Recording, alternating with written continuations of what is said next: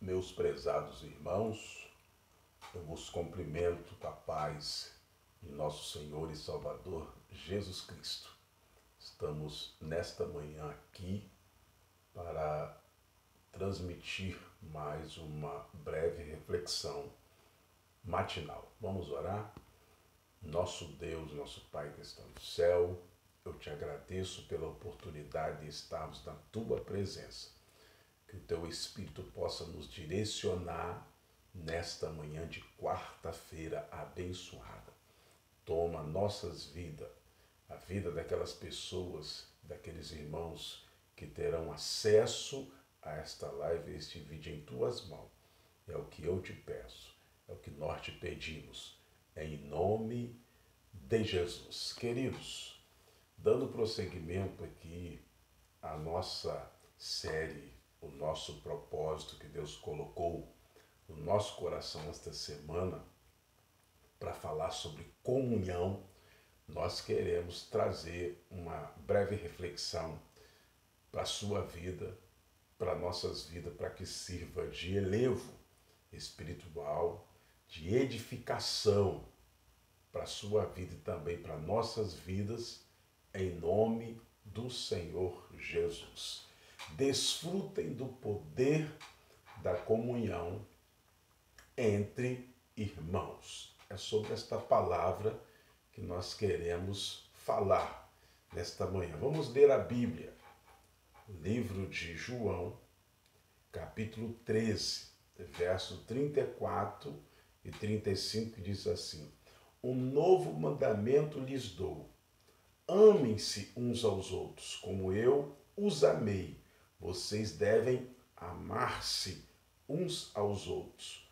Com isso, todos saberão que vocês são meus discípulos, se vocês se amarem uns aos outros. Palavras do Mestre, palavras do próprio Senhor Jesus. Queridos, a comunhão entre os irmãos em Cristo é algo prioritário para o Senhor Jesus.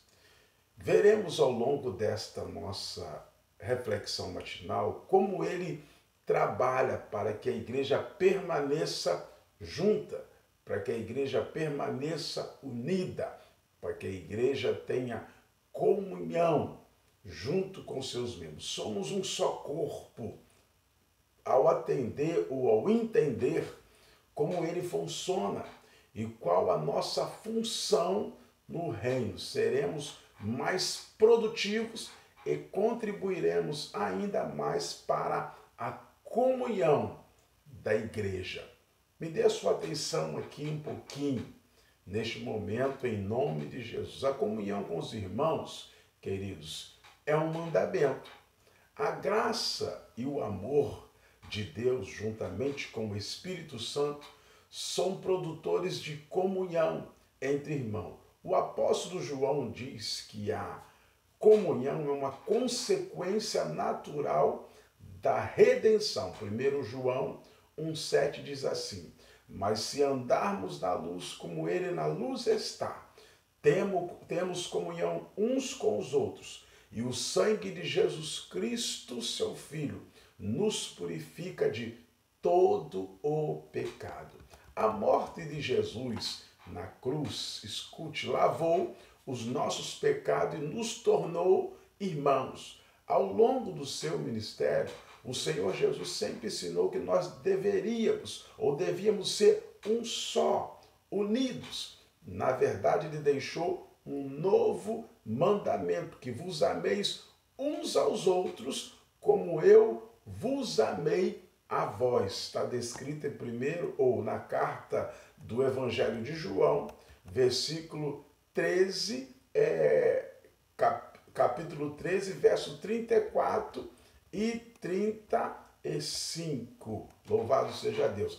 É algo tão poderoso que as pessoas crerão em Jesus apenas por observar o nosso amor de uns para com os outros. Isso aqui é muito profundo. O seu testemunho, o nosso testemunho, das pessoas observarem que nós temos amor, comunhão, uns para com os outros, as pessoas passarão a crer no Senhor por causa do seu testemunho, por causa do seu amor, por causa da sua consideração em comunhão para com seu irmão.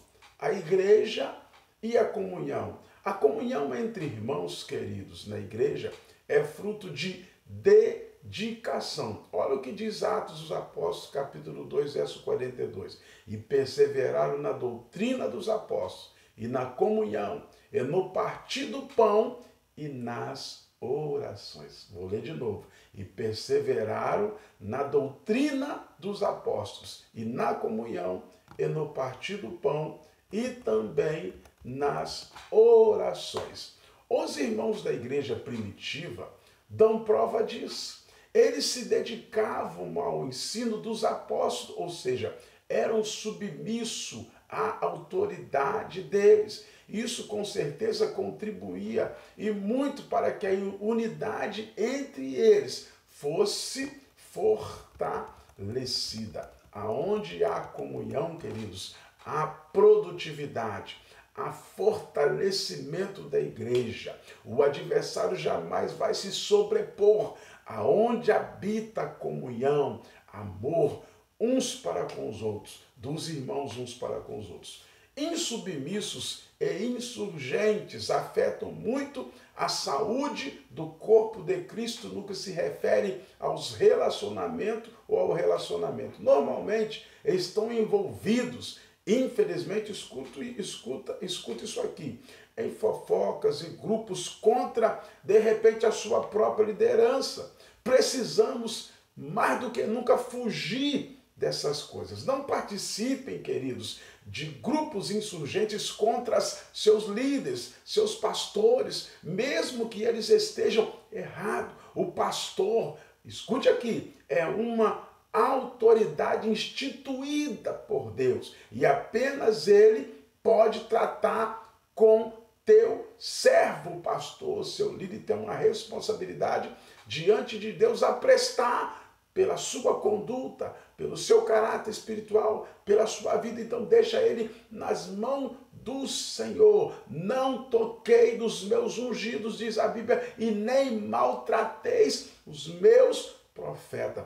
Não ofenda, não menospreze, não fale mal do seu líder para ninguém. Apenas ore, se for necessário, muda até de igreja, mas não toque, mas não se levante contra ele. É bíblico. Ao se submeter ao ensino dos apóstolos, veja bem, os cristãos do primeiro século se dedicavam à comunhão. Havia esforço para poder amar as pessoas, compreender e ajudar. Pensa bem você se esforçar. Pensa bem você se dedicar. Pensa bem você compreender e entender que você precisa amar o seu próximo. Escute isso aqui. Comunhão entre irmãos, olhe bem, é algo que exige foco, dedicação e instrução. Os ensinamentos de Jesus abordam muitas vezes esse tema. Isso prova que esse era o desejo profundo do coração do nosso mestre, que nós nos amemos uns aos outros. João 17, 23 diz assim: eu neles e tu em mim. Veja bem, que eles sejam levados à plena unidade, para que o mundo saiba que tu me enviaste e os amaste como igualmente me amaste. Louvado seja o nome de Jesus. Vamos falar um pouquinho aqui sobre o corpo unido. Olhe bem isso aqui. A comunhão entre irmãos, meus amados, em Cristo, é uma consequência daquilo que a igreja aprende sobre Deus. Ao ser ensinada de forma sadia, a palavra de Deus produz comunhão. O apóstolo João diz isso. Eles anunciaram o que viram e ouviram com o objetivo de que os crentes se tornassem participantes da comunhão com Deus e com eles mesmo. 1 João 1,3, olha o que diz: o que vimos e ouvimos, isso vos anunciamos, para que também tenhais comunhão conosco. E a nossa comunhão é com o Pai e com o seu Filho, Jesus Cristo. E finalmente, o principal elemento de comunhão entre os irmãos não deve ser os encontros. Preste bem atenção nisso aqui. O principal elemento, objetivo de comunhão entre irmãos não deve ser os encontros que você faz numa lanchonete, numa pizzaria, num restaurante, no shopping ou em viagem. Infelizmente as pessoas se reúnem, muitas das vezes depois do culto, e às vezes lá não vigiam, não tem prudência, começa a falar mal do seu irmão, do seu líder, discutir assuntos prioritários da igreja perto de pessoas até mundanas. Temos que ter cuidado sobre isso. O único objetivo e elemento capaz de promover comunhão eficaz na igreja é o ensino da palavra de Deus de forma sincera e sadia por parte de quem a lidera. Olhe bem, comunhão entre os irmãos com Deus. Fiel é Deus. Escute, o qual os chamou à comunhão com seu Filho Jesus Cristo, nosso Senhor. Isto está descrito em 1 Coríntios, capítulo 1, verso 9. A comunhão entre os cristãos é uma das prioridades do Senhor Deus para com a igreja. É parte do plano dele para a convivência dos cidadãos do reino. Você é cidadão do reino. Eu sou cidadão do reino. Nós somos cidadãos do reino do Senhor. O apóstolo Paulo recebeu a revelação de Deus, quando nos chamou para a comunhão com seu Filho Jesus, o qual por sua vez nos chama à comunhão com o Pai, com o Espírito Santo, e deu uns com os outros, ou seja, a comunhão entre irmãos é algo extremamente valioso, a nossa espiritualidade. Para isso, Paulo nos aconselha a evitar os assuntos que causam discórdias, divisões entre nós. Ele não está nos proibindo de ter posicionamentos pessoais acerca de assuntos difíceis da fé. Ele nos aconselha a não permitir que isso nos divida. Olha aqui, no final dessa reflexão matinal, a referência bíblica que eu quero usar para esse último trecho que eu acabei de dizer. Tito 3,9 diz assim: evite, porém, controvérsias tolas, genealogias, discussões e contenda a respeito da lei, porque essas coisas são inúteis e sem valor. Quando eu falo de leis, eu falo de doutrinas bíblicas. Olha o que diz 1 Timóteo 2,8. Quero, pois, que os homens orem em todo lugar, levantando mãos santas, sem ira e nem contenda. Vou repetir.